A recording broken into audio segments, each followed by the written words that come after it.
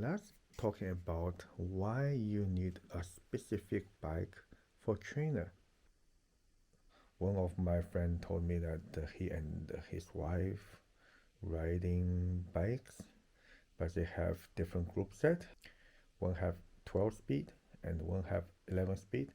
So it's actually difficult for them to use the same kicker for both of them. So they end up just like me to got another. Why you need a specific bike?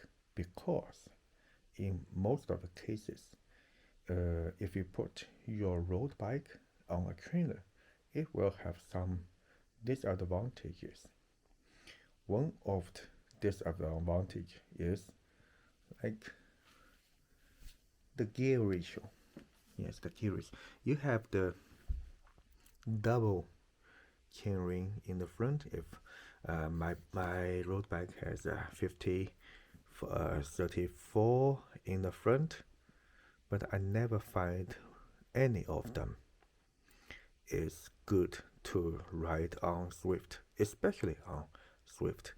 If you do mostly on train road, only that's not a big deal. But if you do lots of Zwift ride, you know what I mean.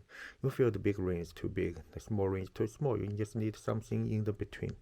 I find the 46, 44 is perfect for Zwift riding. Even 48 is good, but starting from 50 is not good. It's too big. And you it's difficult for you to find any level of the trainer difficulties to make it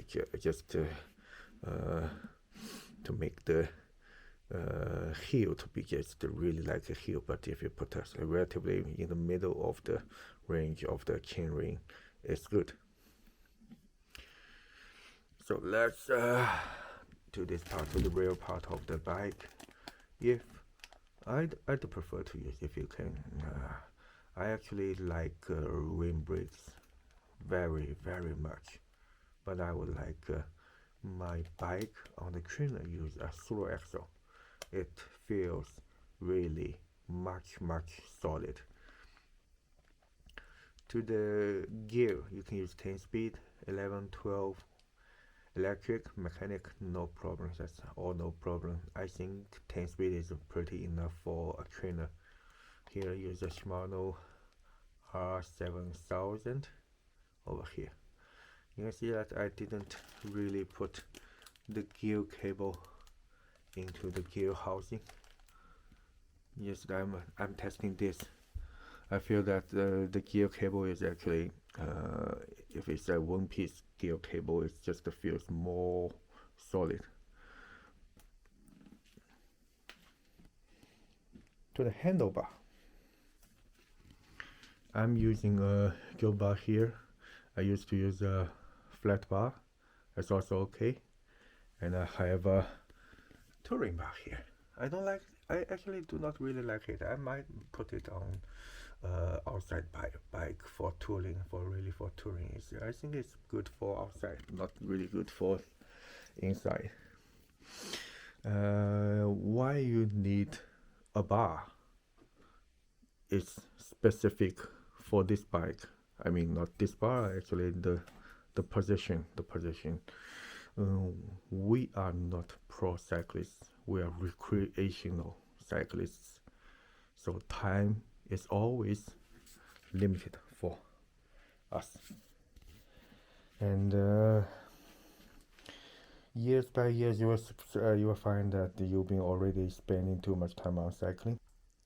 If you put your road bike on a trainer, you will have to use your very aerial position on a trainer. It's not bad actually, but as I said, time is the key. When we are riding indoor, we will split the time to be like double efficient, so that we can watch some TV series, watch some documentary, watch some YouTube channel. And if you train 1 hour, you will have 1 more hour to just like even listen to music.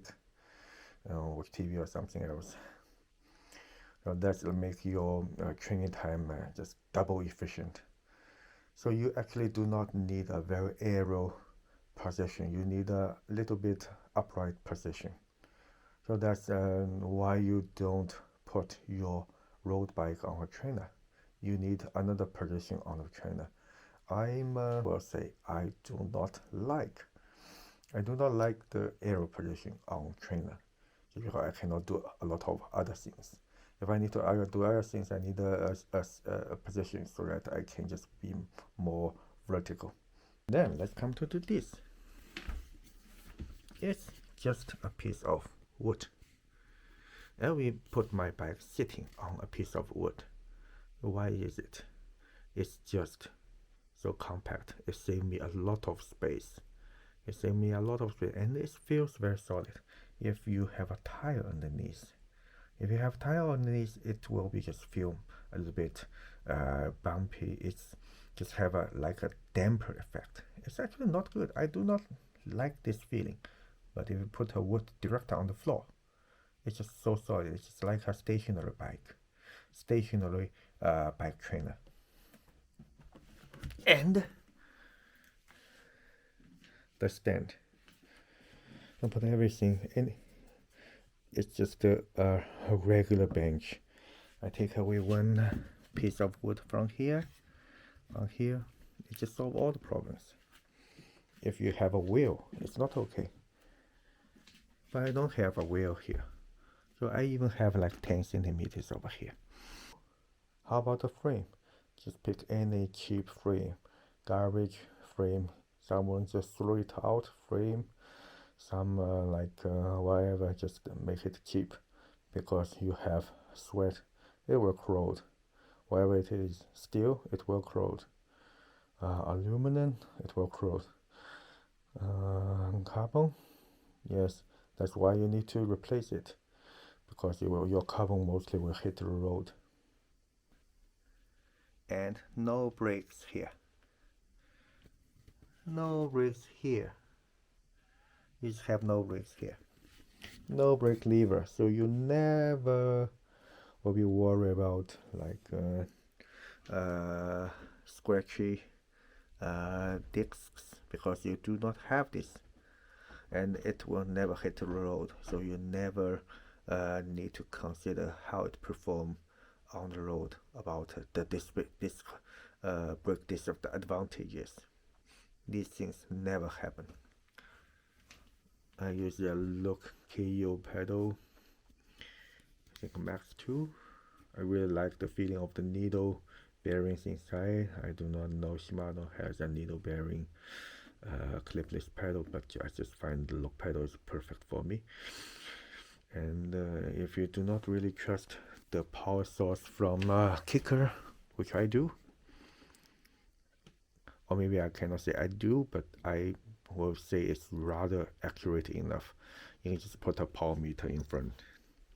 But I do mostly commute ridings outside, so that they save me time on commuting because I do like double efficient.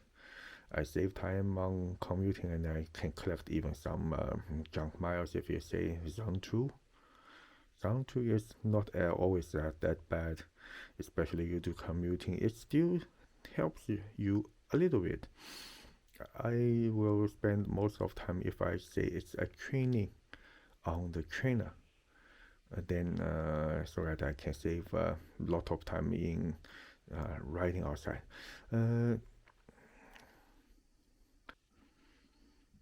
Alright folks, if you like, please subscribe and hit like buttons. See ya.